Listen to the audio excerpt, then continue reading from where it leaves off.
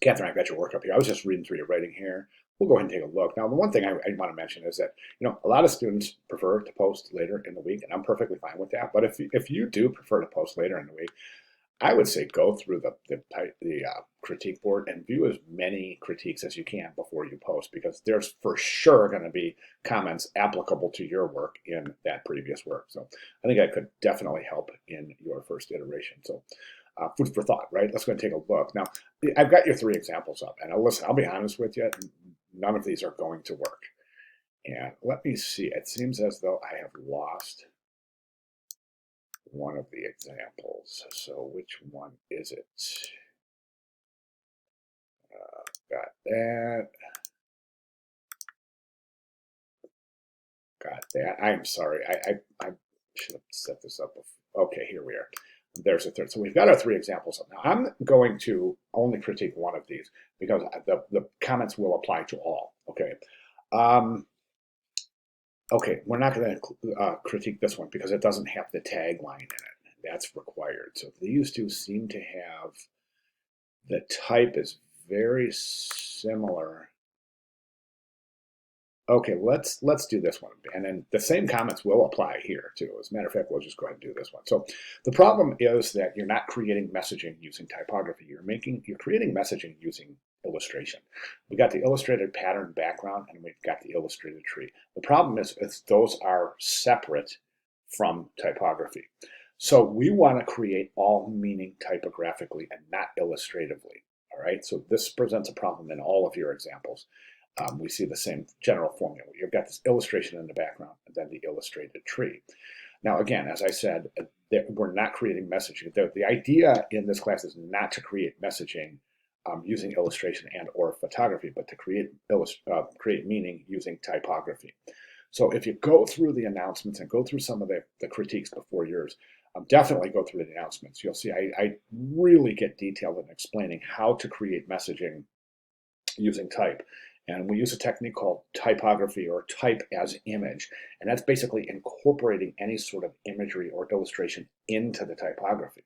Okay, we saw a lot of examples. As a matter of fact, you have some examples that are applicable to yours, and some right here, things like this, right? This would work beautifully because this is working illustration into type. This would be considered a typographic solution, and that's what we're after. Okay, so no standalone images, no background images, just type on the front, just the laureate's name, the tagline, and then whatever sort of meaning you want to create with the typography. So we can't include the image, the illustration in the background, the pattern background.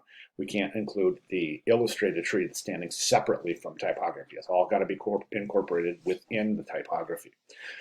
Now, so, and we see the same thing here. Now, one would say, okay, well, why don't I just take this pattern? And the pattern, by the way, I understand what you're saying with the pattern. You're working the pattern and as a representation of your laureate's national origin. And I get that. I completely get that. I think it's effective. However, it's presented in a way that we can't. It's not really permitted in this assignment. So the first thing we would think, I think a designer would think was, okay, why don't I just take this pattern and clip it to the words?